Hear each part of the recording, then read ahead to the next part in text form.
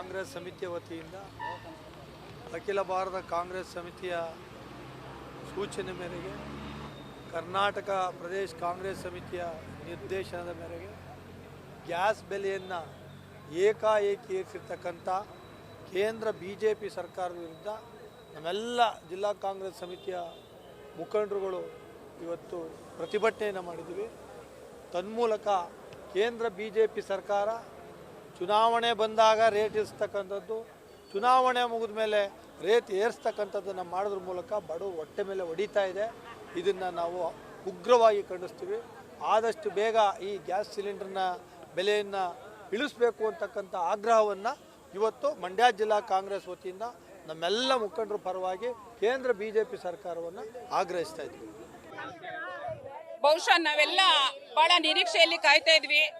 ಏನು ನಿನ್ನೆ ಮೊನ್ನೆ ನಾವು ಅಂತಾರಾಷ್ಟ್ರೀಯ ಮಹಿಳಾ ದಿನಾಚರಣೆ ಅಂದ್ರೆ 115ನೇ ಮಹಿಳಾ ದಿನಾಚರಣೆಯನ್ನ ಆಚರಿಸಿ ಆ ಸಂಭ್ರಮದಲ್ಲಿ ಇರುವಂತ ಸಂದರ್ಭದಲ್ಲಿ ಕೇಂದ್ರ BJP ಸರ್ಕಾರ, ಮೋದಿ ನೇತೃತ್ವದ ಕೇಂದ್ರ BJP ಸರ್ಕಾರವು ಮಹಿಳೆಯರ ಕಣ್ಣಲ್ಲಿ ಕಣ್ಣೀರನ್ನ ತರಿಸುವಂತ ಒಂದು ಪ್ರಯತ್ನವನ್ನ ಮಾಡಿದೆ. ನಿಜಕ್ಕೂ ಕೂಡ ಒಂದು ಕಡೆ ನಮಗೆ ರಾಜ್ಯ ಸರ್ಕಾರ ಗೃಹಲಕ್ಷ್ಮಿ ಅಂತ ಒಂದು ಭರವಸೆಯನ್ನ ಕೊಟ್ಟು ನಮ್ಮ ಯಶಸ್ವಿಗೆ, ನಮ್ಮ ಆರ್ಥಿಕ ಅಭಿವೃದ್ಧಿಗೆ ಕಾರಣ ಆಗಿದೆ ಅಂತ ಒಂದು ಕಡೆ ಸಂತೋಷ ಪಡ್ತಿರುವಂತಹ ಹೆಣ್ಮಗಳು, ಕೇಂದ್ರ ಸರ್ಕಾರವು ನೀಡಿರುವಂತಹ ಏನು ಗ್ಯಾಸ್ ಸಿಲಿಂಡರ್ ಬೆಲೆಯನ್ನ ಏನು 60 ರೂಪಾಯಿಯನ್ನು ಹೆಚ್ಚಿಸಿದೆ, ಇದರಿಂದ ಪ್ರತಿನಿತ್ಯ ಆಕೆ ಕೂಡ ಒಂದು ಕಣ್ಣೀರನ್ನ ಹಾಕುವಂತ ಪರಿಸ್ಥಿತಿನ ತಂದೊಡ್ಡಿದ್ದಾರೆ.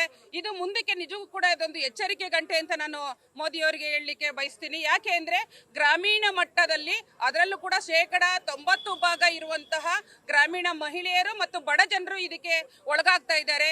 ಹಾಗಾಗಿ ಅವರು ಪ್ರತಿನಿತ್ಯ ತಮ್ಮ ದಿನ ಬಳಕೆಯ ವಸ್ತುಗಳ ಬೆಲೆ ಹೆಚ್ಚುತ್ತಾ ಇರೋದ್ರಿಂದ ಪ್ರತಿನಿತ್ಯ ಅವರಿಗೆ ಏನು ಜೀವನ ಸಾಗಿಸೋದು ದುಬಾರಿ ಆಗ್ತಾ ಇದೆ. ಇವರ ಸರ್ಕಾರ ವಿರೋಧದಲ್ಲಿ ಇದ್ದಂತ ಸಂದರ್ಭದಲ್ಲಿ ಈ ಒಂದು ಪಕ್ಷದ ಮುಂಚೂಣಿಯಲ್ಲಿದ್ದಂತ ಮಹಿಳೆಯರು ಕೇವಲ ಅಂದಿನ ಕೇಂದ್ರ ಸರ್ಕಾರ ಕಾಂಗ್ರೆಸ್ ಸರ್ಕಾರ ಏನು ಗ್ಯಾಸ್ ಬೆಲೆಯನ್ನ 5 ರಿಂದ 10 ರೂಪಾಯಿ ಹೆಚ್ಚಿಸಿತ್ತು, ಆ ಸಂದರ್ಭದಲ್ಲಿ ದೊಡ್ಡ ದೊಡ್ಡ ಸಿಲಿಂಡರ್ ಅನ್ನ ಹೊತ್ಕೊಂಡು ಬಂದು ರಸ್ತೆಯಲ್ಲಿ ಪ್ರತಿಭಟನೆಯನ್ನ ಮಾಡಿದ್ರು. ಆ ಒಂದು ದಿನವನ್ನ ಇವತ್ತು ನಾವು ನೆನಪು ಮಾಡ್ಕೊಳ್ಳೋಕೆ ಏನು ಬಯಸ್ತೀವಿ. ಕಾರಣ ಏನಂದ್ರೆ ಮೋದಿ ಸರ್ಕಾರಕ್ಕೆ ಚುನಾವಣೆ ಮುಗಿಯುವವರೆಗೂ ಮಾತ್ರ ಒಂದು ಹೆಣ್ಣು ಮಕ್ಕಳ ಬಗ್ಗೆ ಒಂದು ವಿಶೇಷವಾದ ಕಾಳಜಿ ಇರುತ್ತೆ. ಆ ಪ್ರಕಾರವಾಗಿ ಏನೆಲ್ಲ ಕಾರ್ಯಕ್ರಮಗಳನ್ನ ರೂಪಿಸಬೇಕು ಅದನ್ನ ಮಾಡ್ತಾ ಬರ್ತಾರೆ. ಚುನಾವಣೆ ಮುಗಿದ ನಂತರ ಆಕೆಗೆ ಯಾವ ಹೆಣ್ಣು ಮಕ್ಕಳ ಗೌರವನೂ ಬೇಡ, ಅವರ ಕಾಳಜಿನೂ ಬೇಡ. ಇದು ಒಂದು ಅವರಿಗೆ ಸಾರ್ವಕಾಲಿಕವಾಗಿದೆ. ಹಾಗಾಗಿ ಮುಂದಿನ ದಿನಗಳಲ್ಲಿ ಮಹಿಳಾ ಶಕ್ತಿ ಏನೆಂಬುದನ್ನು ನಾವು ಮುಂದಿನ ಚುನಾವಣೆಗಳಲ್ಲಿ ತೋರಿಸ್ತೀವಿ ಅಂತ ಈ ಮೂಲಕ ಎಚ್ಚರಿಕೆ ಕೊಡ್ತೀವಿ.